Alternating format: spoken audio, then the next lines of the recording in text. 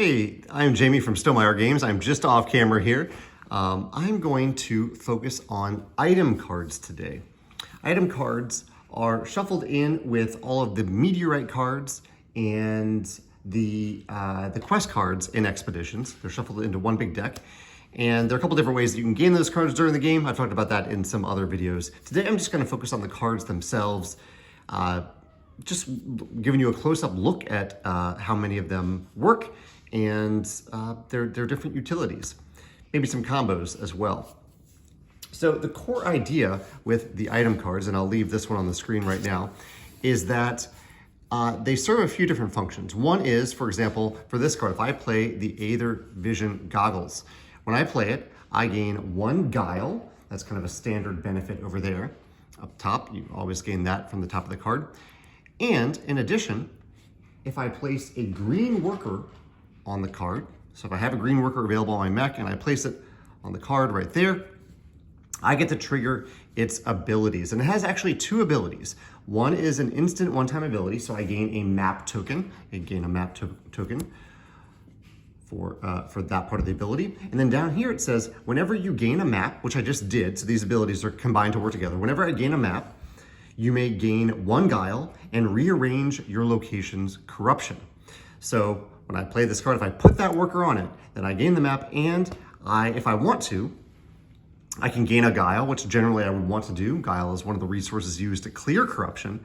And then I could rearrange my location's corruption in such a way that maybe on that location, here's some corruption tokens, maybe on a location right now, I'm at a location where I want to go to a location where I have these 2 corruption tokens on that location. I have a power and a Guile. But I just gained some Guile, so I kind of want the Guile token on top because this token is orange, it costs power. So I might switch these around so that I can deal with this one. I can use my Guile to vanquish this token and gain that one, leaving this one behind, and maybe I'll gain that one later.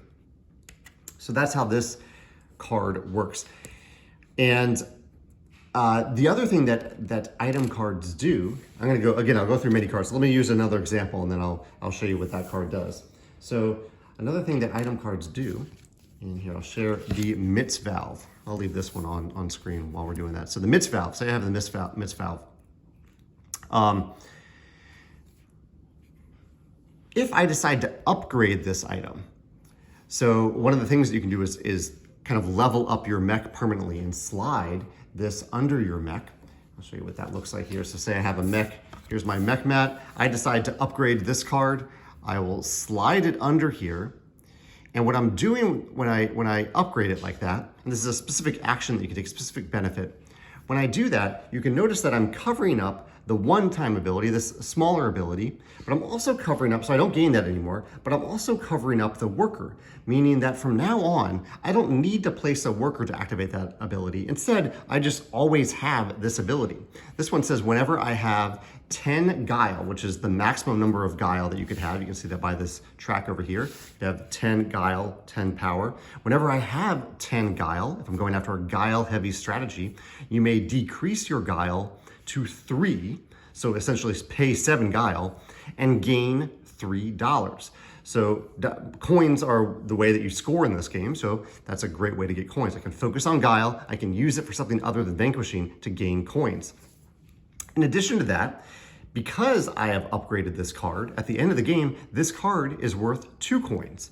So just by default, if I didn't upgrade this card, this is just an item card, I don't actually gain those 2 coins for it at the end of the game. I'm only gaining it if it is an upgraded card.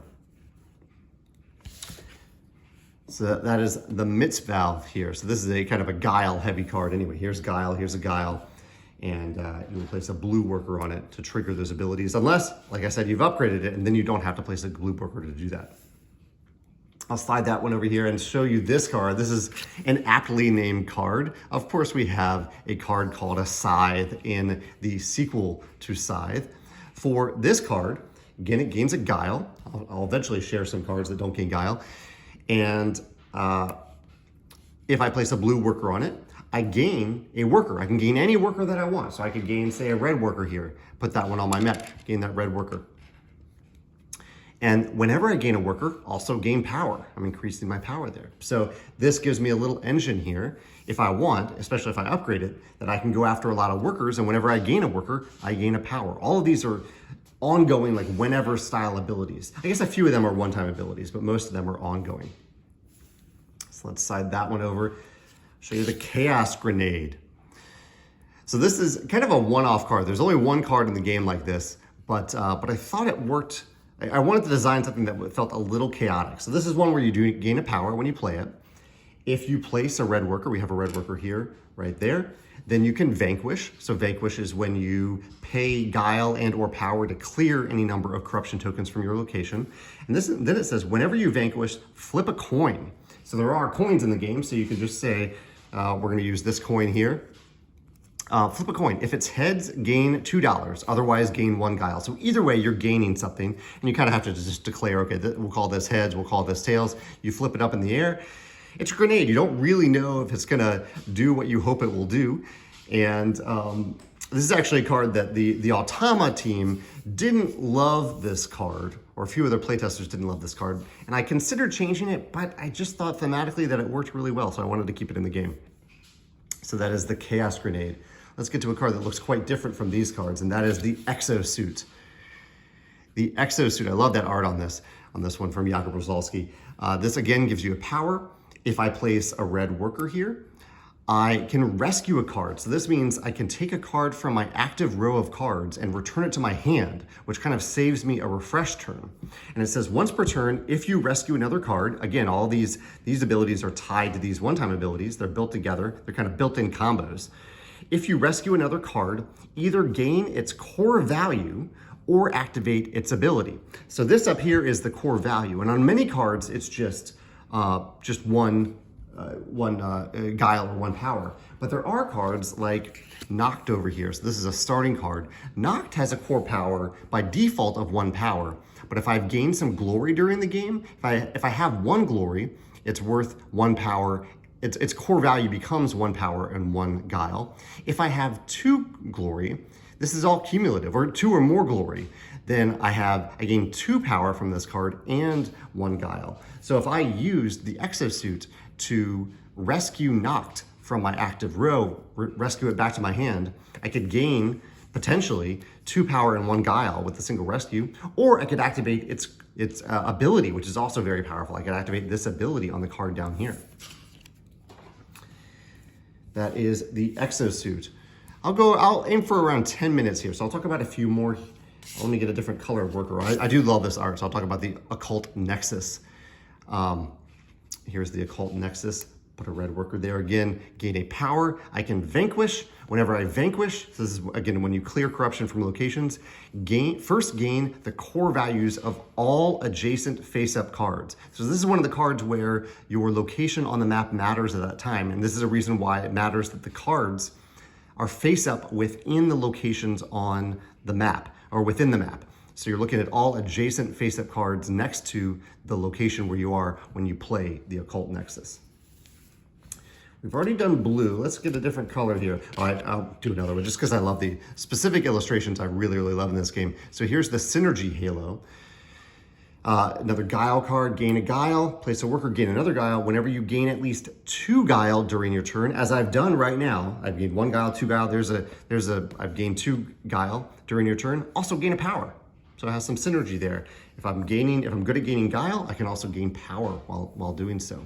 This is one of the games the ways that the game lets you feel like you're leveling up. Because early on in the game, when you play one of these cards, you probably may not even have a worker yet. So I'm just playing the Synergy Halo and I'm just getting 1 Guile. But later on in the game, I'm gaining 2 Guile. I might be gaining a power too. There's this strong feeling of progression in Expeditions.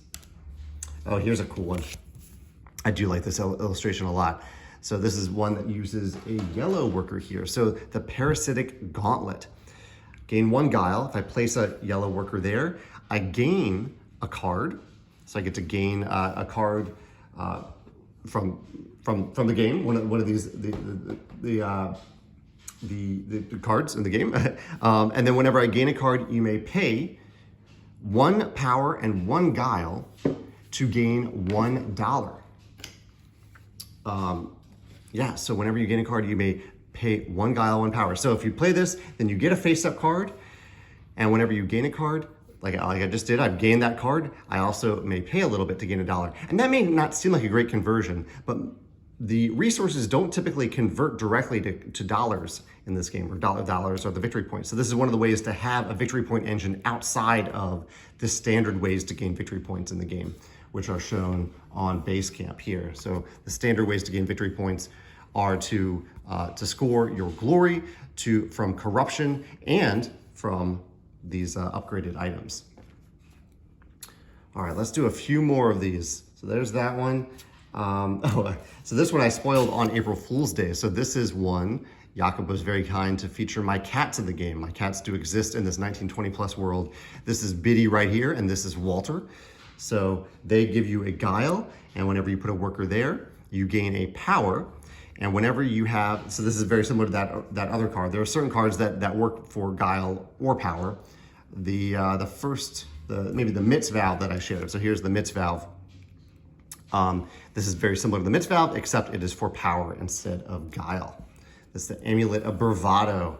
Cats are known for their bravado. And let's do a few green and purple ones before I close out here. Let's see. Oh, this is kind of a fun one. I like the art on this one because this shows a shard coming to life. This is an awakened shard. So if I put a yellow worker here on the awakened shard, I can play an extra card here. So I've played this card, but I also get to play another card thanks to that awakened shard. And whenever I play a meteorite, so this is a card that combos with meteorites. Whenever I play a meteorite, you may activate its ability without placing a worker. That's pretty powerful. So this could be a low worker strategy, high meteorites, and awakened shards. And let's share maybe 2 more cards, 2 more item cards here. I'm gonna do a similar video right after this for meteorites.